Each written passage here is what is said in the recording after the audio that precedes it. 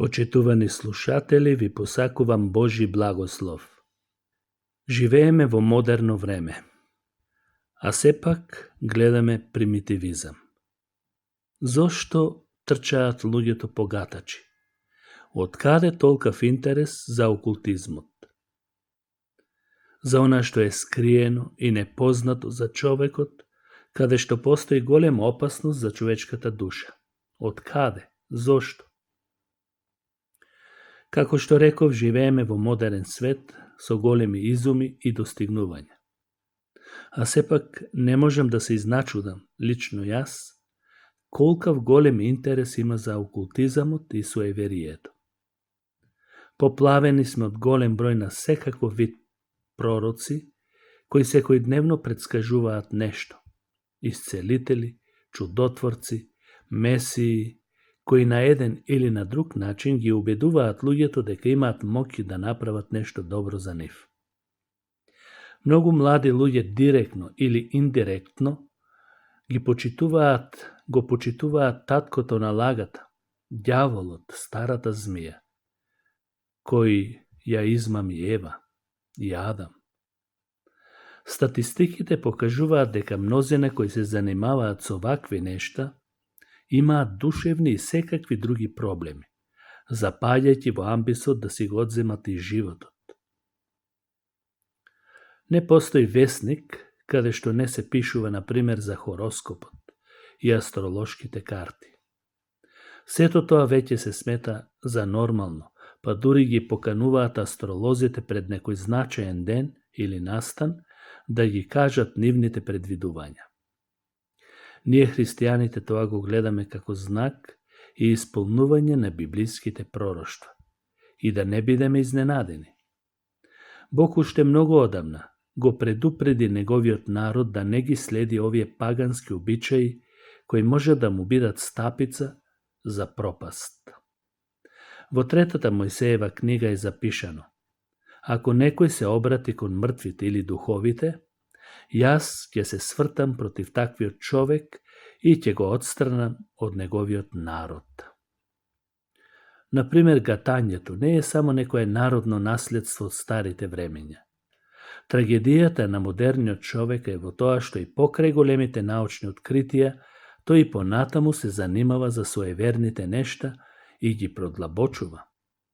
Народот има мобилни, компјутери, комуницира со целиот свет на сосема софистициран начин, а од друга страна го гледаме тој истиот човек како ја прашува бабата да го отстрани урокот од себе. Зошто е тоа така? Проблемот е во тоа што на човекот, како создадено битие, му треба водство и сигурност во животот. Ниту ти или кој да е не е без оваа потреба. Бог како наш татко се погрижи тоа да го даде на секој човек. Исус Христос умре на Голгота за твоите и моите гревови. Ако му го предадеш животот со вера и покаяние, тој ќе ти ги прости гревовите и ќе ти даде нов живот. Ако не веруваш во Божиот Син, тогаш си во робството на ѓаволот кој си поигрува со твојот живот, токму со овие пагански и суеверни појави. Демонските сили дејствуваат и ќе дејствуваат и понатаму, само да немаш допир со вистината која се откри во Христос. Бог ни забранува да се занимаваме со овие појави и со тоа ја искажува неговата таткова грижа и заштита за наше добро. Ако бараш услуга од гатач или спиритист, тие колку и да се модерни и да употребуваат фрази кои се прифатливи за модерниот човек, всушност го прашуваш ѓаволот, тој кој се крие зад сите овие суеверие и паганштини. Мнозина се измамени преку разни религиозни предмети во форма на крстови и слики и секакви иконографии, кои оддаваат впечаток на искрена побожност, и тоа во име на христијанството. Христос сите тие кои се занимаваат со тоа ги нарече волци во овчи кожи. Никаде во Библијата немаме потврда дека предметите треба да ни служат како средство за доближување до Бог. Бог е дух и кој му се поклонуваат или секој пристап кон него е во дух и вистина. Бог во 5-та книга на Мојсеј 18-та глава вели: да нема меѓу вас кој ќе ги пренесува своите деца низ оган, ни врачари, ни астролози, бајачи или сонувачи, спиритисти, повикувачи на мртви и ослободувачи од уроци. Зашто сите овие нешта се грев пред Господ. Гледањето во дланка, гледање во кафе, карти, телепатија, хипноза, астрологија, хороскоп и така натаму, сите овие и многу други нешта спаѓаат во тежок и гнасен грев. Одвратен пред Господ. Сите овие нешта, макар и да се завиени во плашт на наука, демонските сили ќе ги одведат луѓето во вечната пропаст. Суеверните нешта ги контролират таткото на лагата и принцот на темнината. Тука спаѓа бројот 13, детелината со 4 лисја, црни мачки, бел лук, црвен конец и што уште не. Тоа без сомнение е врата на темнината. Хорор филмовите се многу популарни помеѓу младите.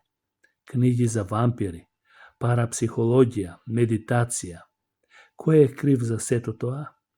Стравот од утрешниот ден и гладта за смислата на животот. Човекот сака да го долови тоа непознатото.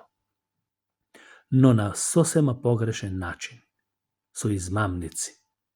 Мнозина се свртуваат камелеонски на старите вредности, да беа барем вредности. Ја воздигаат традицијата и религијата без трошка покаяние и промена на животот. Сето тоа се смета за феномен и модерен тренд. За психолозите и етнолозите ѓаволот е само символ на човечкиот религиозен страв пред непознатото. Тоа за нив е парадигма на зло и персонификација. Но мора на сите да ни биде јасно дека Библијата, ѓаволот го представува како реална личност опасна, злобитие, која се противи на Бог и действува скриено за да мами. Но сепак, на крстот Исус го победи, го порази ѓаволот, старата змија и му ја смачка главата. Многумина кои се занимавале со вакви нешта, Исус ги ослободи и ги спаси. Немој да ја плаќаш цената со тоа што ѓаволот ќе те вовлекува во неговите игри. Цената ја плати Исус и нема потреба и ти да ја плаќаш со тоа што ќе се обидуваш на друг начин да се спасуваш од ова проклетство. Твојата душа вреди повеќе од било што на овој свет. Таа му припаѓа само на Бог и на никој друг. Библијата нагласува дека Христовата крв има сила и моќ на ослободување преку дејството на Светиот Дух. Бог ветува дека ако се покаеш, ќе го испрати во тебе Светиот Дух и ќе те ослободи од сите суеверија и окултни појави. Исус вели: ако Синот ве ослободи, на вистина ќе бидете слободни. Слободата е духовна. Кога Исус ќе те ослободи, сатаната ќе нема власт над тебе. Стори го тоа уште сега, додека е свежо тоа што го слушна. Повикај го Бог во молитва со едноставни зборови, онака како умееш да ги кажеш.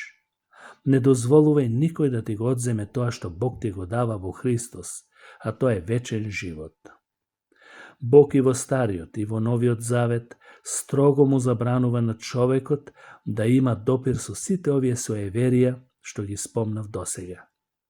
Исус рече: тој е патот, вистината и животот. Нема потреба од други патишти и други вистини. Во Него, во Христос, се скриени сите богатства на мудрост и знаењето. Кога го бараме, ние Него се исполнуваме со потребата за која копне е нашата душа. И не само тоа, туку го откриваме животот по смртта кој е реален и вистинит. Ако не доаѓаме во молитва преку Христос и бараме други патишта за разоткривање на тој живот, човекот автоматски потпаѓа под влијание и дејство на ѓаволот кој го замаглува патот на човекот преку ваквите појави. Гледај оваа порака што е слушна, да не ја презреш со тоа што ќе си помислиш. кој ти ја кажува и дали е така. Бог има една вистина. Таа вистина е во Библијата. Ако ова е забрането, тогаш останува за секогаш забрането. Бог да те благослови преку неговиот збор. Читајте ја Библијата. Амин.